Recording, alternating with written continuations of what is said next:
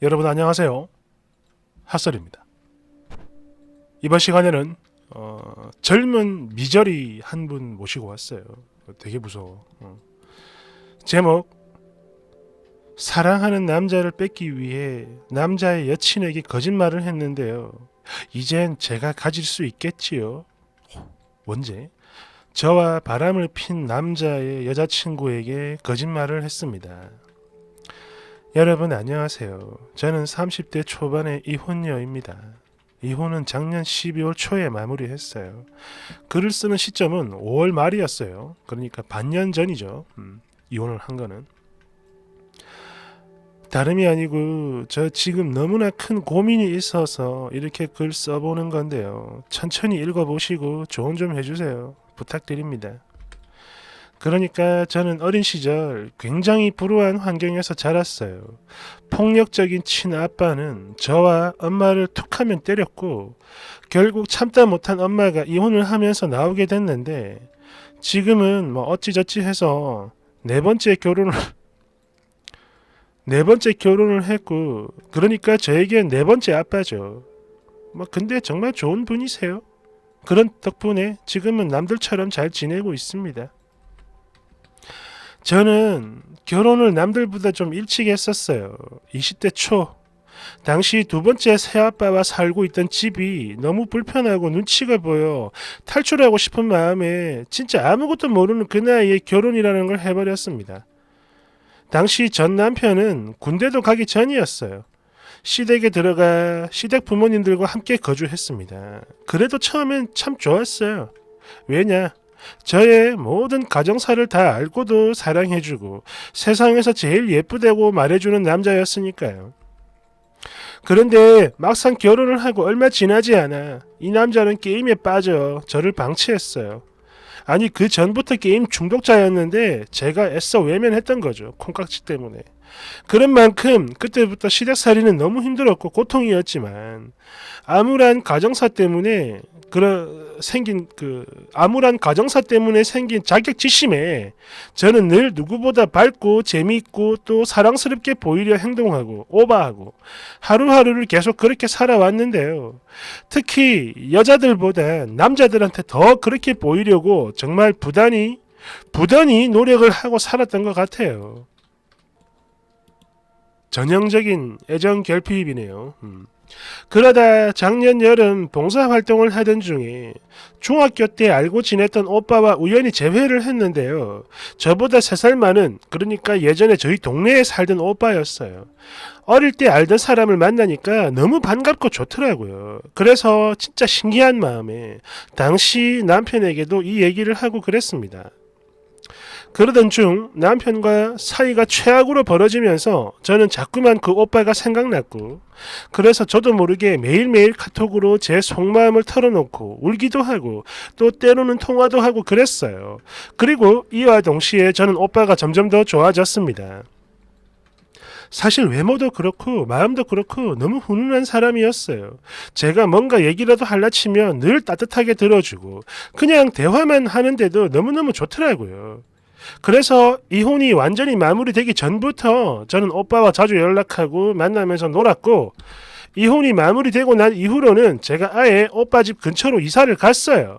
그리고 지난 개월 내내 거의 매일 만나서 데이트하고 서로가 사귀자는 말만 안 했지 그냥 연인처럼 지냈습니다. 그랬는데 그렇게 쭉 지내왔는데 지난달 초에 오빠가 전화를 그래요. 사실 오랫동안 만나던 사람이 있어. 그러니 이제 이렇게 연락 자주 하는 건 안 되겠다. 미안해. 등등.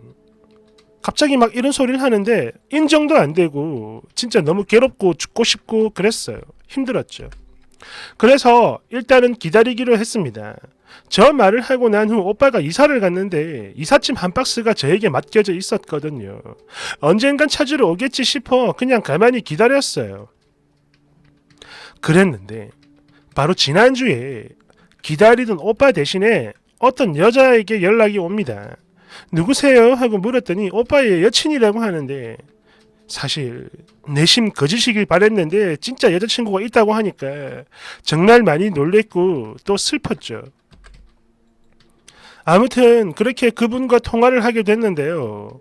들어보니 최근 이 두 사람의 사이가 되게 안 좋았나 봅니다. 물론 제가 직접 본 게 아니니까 뭐 정확히는 모르겠는데 대충 얘기를 종합해서 보니 그래요. 이 여자분이 좀 잘 사는 집안의 딸이었나 봅니다. 거기다가 딱 봐도 느껴지더라고. 학벌도 되게 좋아 보이고요. 아무튼 결혼 문제 때문에 굉장히 삐걱거리고 있던 그때 이 여자분이 저라는 존재에 대해 알게 됐나 봅니다. 그런데 제 번호는 또 어찌 알았는지 연락을 해왔네요. 눈치를 보니까 오빠는 모르고 있는 그런 느낌이었어요. 그 여자가 말했습니다. 다른 건 아무것도 바라는 게 없어요. 그저 같은 여자로서 부탁합니다. 사실만 말해주면 돼요. 그리고 혹시 괜찮으면 카톡이나 사진 같은 거 하나라도 좋으니까 좀 보내주면 고맙겠습니다. 이러는 거예요. 그래서 저는 그저 이 여자를 돕고 싶은 마음에 하나하나 이야기를 시작했는데 문제는 이게요. 제가 거짓말이랑 뻥 같은 걸 진짜 되게 많이 해버린 거예요.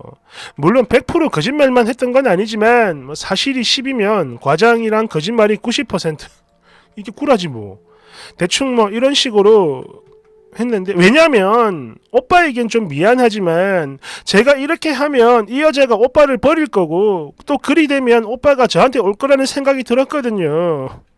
그러니까 그랬어요. 제가 했던 거짓말은 아래와 같습니다. 첫 번째 거짓말. 오빠랑 잤어요. 오빠하고 어느 정도 스킨십이 있었던 건 맞지만 잠자리를 가지진 않았습니다. 사실 오빠랑 뭔가 확실한 그런 사이가 되고 싶어서 전날 제가 오빠를 저희 집에 불러 놀러 왔을 때 오빠가 제가 막 농담식으로 야한 얘기도 많이 하고 또 일부러 먼저 다가가 유혹도 하고 했는데 당시 어느 정도 일이 진행되긴 했으나 결론적으로 말을 하면 아무 일 없었고요. 그 뒤로도 계속 쭉 그랬어요. 오빠가 안 덤비더라고. 두 번째 거짓말. 오빠가 책임진다 하며 이혼하고 오라고 했다. 그리고 네가 못하면 내가 네 남편 만나서 단판을 지을게. 실제로는 그런 적 없습니다.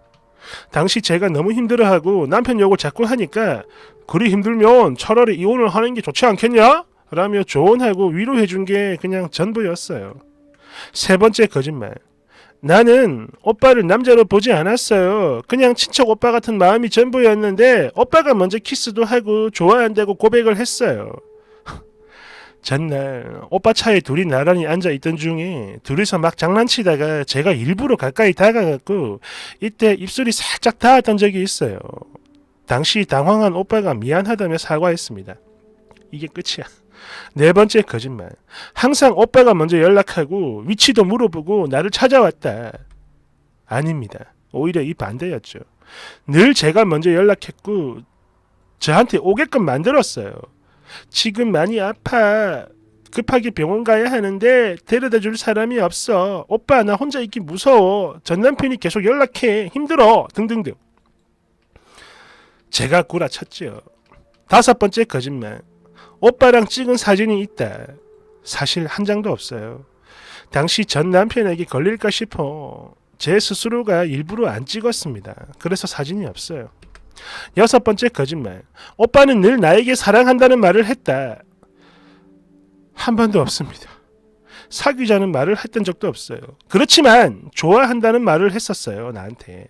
그리고 지난 발렌타인데이 때 비록 제가 조르긴 했지만 오빠가 카드 선물도 해줬고요. 그 속에는 오빠 좋아해줘서 정말 고마워. 오빠도 너를 더 좋아해줄게. 이런 정도의 고백은 저도 받았거든요. 그리고 제가 어린 시절 받았던 상처들이나 시댁욕, 남편욕 하면서 대성통곡할 때마다 늘 너는 충분히 예쁘고 사랑스럽고 소중한 사람이야 이렇게 위로해주고 그랬는데 제 생각엔 그래요. 오빠가 본인의 여자친구까지 속여가면서 그리고 그렇게 하면서 저랑 있고 이렇게 말을 하고 행동했다라는 건 이거는 여자친구보다 저를 더 사랑하니까 그래서 그런 거 맞잖아요. 그게 아니면 뭐겠나요? 그렇죠. 제 생각이 맞죠? 여튼 이 외에도 많은 거짓말을 했는데 지난 한 달 동안 잠을 제대로 못 자서 그런지 뭔가 계속 멍하고 흐리멍텅 또렷하게 기억나질 않아요. 최근 한 주가 모르겠어. 거짓말이 옳지 않다는 건 저도 잘 압니다. 하지만 오빠도 여친보다 제가 더 좋으니까 그렇게 막 아무도 모르게 몇 달이나 만나왔던 거고, 심지어 손잡는 것 이상의 스킨십도 했고, 물론 딱 한 번뿐이지만 그래도 그때 끝까지 갈 뻔했던 건 사실이거든요. 그러니까 제가 이 여자분의 인생 살린 거 맞잖아요. 물론 거짓말을 많이 하긴 했지만 확실하게 끝낼 수 있게 도와준 거 맞으니까 죄책감 같은 건 가지지 않아도 되겠죠? 얘 머리 이상하다 얘. 댓글 1번. 당신이 했던 그 수많은 거짓말들 결국엔 그 오빠분 귀에도 들어갈 텐데요. 여자분과 헤어지더라도 너한테는 안 돌아와요. 아니 돌아오는 게 아니라 바로 차단할 것 같은데. 걔 또라이 같은 인간 소름 끼쳐서 연락하기 싫을 거야. 2번. 뭐? 그 여자 인생을 살려?